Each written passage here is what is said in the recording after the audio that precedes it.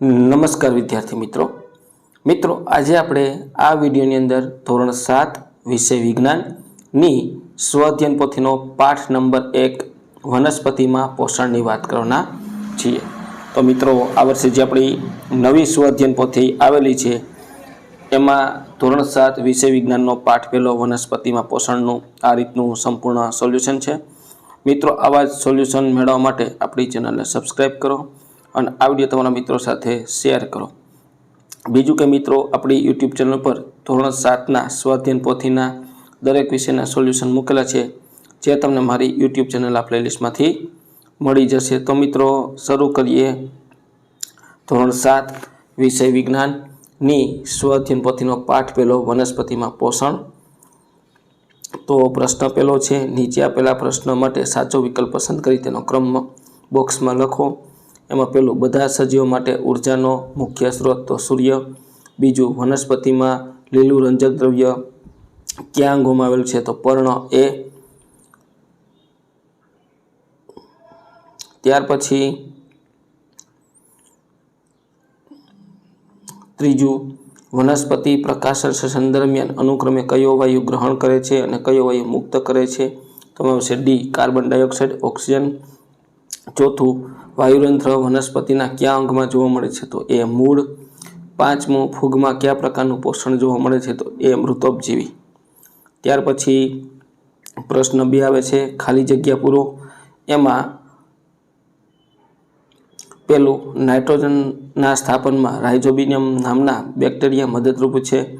બીજું, વનસ્પતિ દ્વારા તૈયાર થયેલ ખોરાક સ્ટાર્ચ સ્વરૂપે સંગ્રહ પામે છે।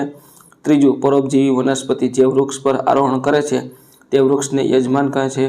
ચોથું, સામાન્ય રીતે રણમાં ઉગતી વનસ્પતિમાં પ્રકાંડ સંશ્લેષણ થાય છે। ત્યાર પછી પાંચમું, કળશપર્ણ કીટાહારી પ્રકારનું પોષણ ધરાવે છે। ત્યાર પછી પ્રશ્ન 3 આવે છે, ટૂંકમાં જવાબ લખો। એમાં પહેલું, પોષણ એટલે શું? સજીવો દ્વારા ખોરાક ગ્રહણ કરવાની તથા શરીર દ્વારા તેનો ઉપયોગમાં લેવાની પ્રક્રિયાને પોષણ કહે છે। બીજું, સ્વાવલંબી પોષણ કોને કહેવાય છે?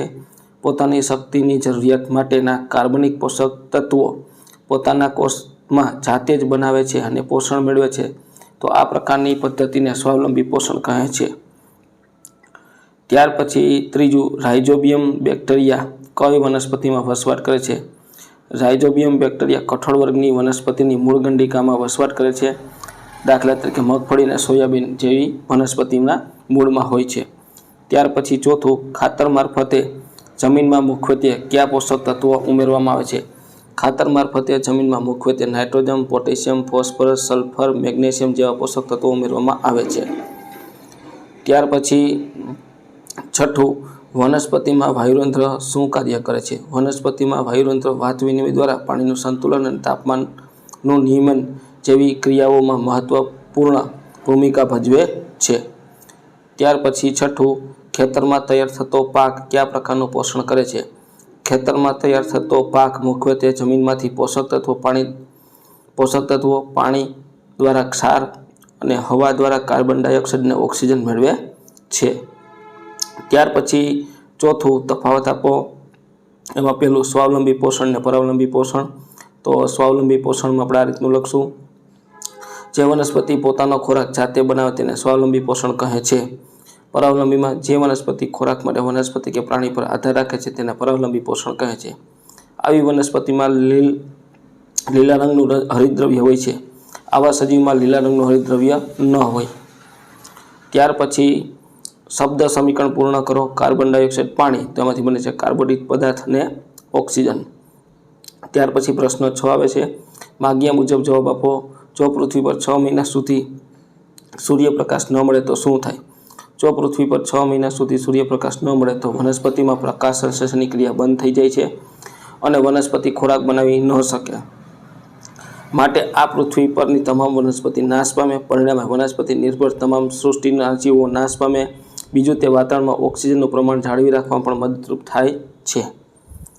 ત્યાર પછી બીજું આવે છે, શા માટે રણમાં ઉગતી અમુક વનસ્પતિ પર પર્ણ જગ્યાએ કાંટા જોવા મળે છે?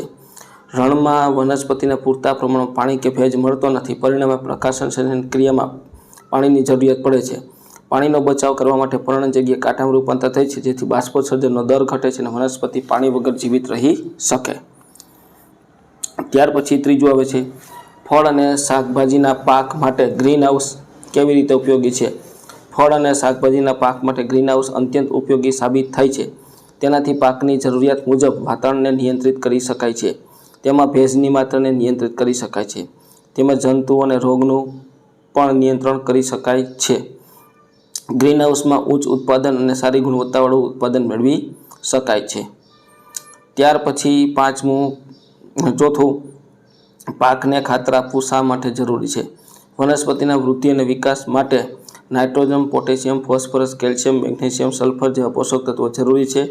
જમીનમાં પોષક તત્વોની ઉણપ સર્જાય તો પાક નિષ્ફળ જાય છે. માટે સમયાંતરે આવા પોષક તત્વો ખાતર સ્વરૂપે જમીનને આપવાથી સારામાં સારું પાક ઉત્પાદન મળે છે. ત્યાર પછી પાંચમું, જંગલમાં ઉગતી વનસ્પતિને પોષક તત્વો કેવી રીતે મળતા હશે.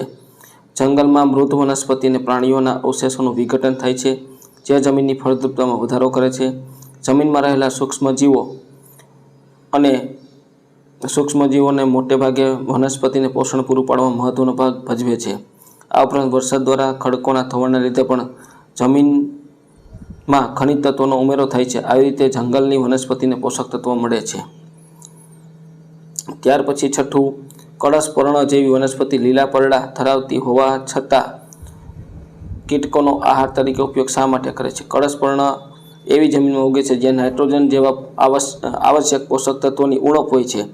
કળશપર્ણ પણ લીલા પર્ણો ધરાવીને સૂર્યપ્રકાશમાંથી પોતાની ઉર્જા મેળવે છે, પરંતુ જમીનમાં નાઇટ્રોજનની ઉણપને પહોંચી વળવા માટે તેઓ કીટકો પકડીને તેમનો પાચનમાં ઉપયોગ કરે છે અને જે તેને જરૂરી નાઇટ્રોજન પૂરો પાડે છે. ત્યાર પછી કળશપર્ણના કળશમાં ફેરવાયેલા પર્ણની આકૃતિ દોરો. તો મિત્રો તમારે આ રીતની આકૃતિ દોરવાની છે. આ રીતની તમે આકૃતિ દોરી શકો છો. ત્યાર પછી પ્રશ્ન નંબર 8 આવે છે,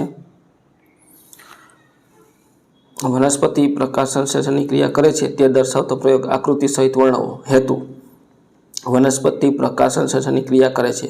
સાધન સામગ્રી, કુંડામાં ઉગેલો છોડ, કાગળ, પેપર ક્લિપ, બીકર, આલ્કોહોલ, પાણી, આયોડીનનું દ્રાવણ. ત્યાર પછી તમારે આ રીતની આકૃતિ દોરવાની છે. આ રીતનું છોડ દોરી એમાં પોલિથીનની કોથળી અને આ રીતનો કુંડાવાળો છોડની આકૃતિ તમારે દોરવાની છે. કુંડું, જો આ રીતની આકૃતિ.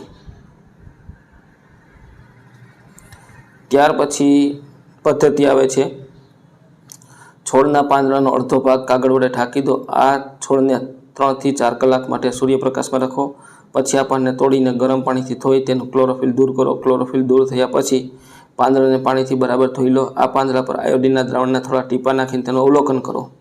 હવે અવલોકન આવે છે. અવલોકન કરતાં જણાય કે જે ભાગ ખુલ્લો હતો તે ભાગ ભૂરા કાળા રંગનો થઈ જશે, જ્યારે કાગળથી ઢંકેલો ભાગનો રંગ બદલાશે નહીં અને તેનો રંગ આછો ભૂરો જ રહે છે. આ પરથી આપણે તારણ કાઢી શકીએ કે સૂર્યપ્રકાશની હાજરીમાં વનસ્પતિ પ્રકાશ સંશ્લેષણ કરે છે. ત્યાર પછી નીચેનો ફકરો વાંચી તેના આધારે પ્રશ્નનો જવાબ આપો. પહેલું, વનસ્પતિને સૂર્યપ્રકાશની જરૂર શા માટે પડે છે. વનસ્પતિને પ્રકાશ સંશ્લેષણની ક્રિયા કરવા માટે સૂર્યપ્રકાશની જરૂર પડે છે. ત્યાર પછી બીજું, કલ્પનાએ વાવેલા છોડ શા માટે સુકાઈ ગયો હતો. કલ્પનાએ વાવેલ છોડને સૂર્યપ્રકાશ મળતો ન હોવાથી તે સુકાઈ ગયો. ત્રીજું, વનસ્પતિ સૂર્યપ્રકાશ સિવાય અન્ય શું જરૂરી છે. વનસ્પતિને સૂર્યપ્રકાશ સિવાય ખાતર અને પાણી જરૂર પડે છે. તો મિત્રો આ તો આપણું ધોરણ 7 વિષય વિજ્ઞાનની સ્વ અધ્યયન પોથીના પાઠ નંબર 1નું સંપૂર્ણ સોલ્યુશન જોયું. મિત્રો આવા જ સોલ્યુશન મેળવવા માટે આપણી ચેનલને સબસ્ક્રાઈબ કરો અને આ વિડીયો તમારા મિત્રો સાથે જરૂરથી શેર કરો.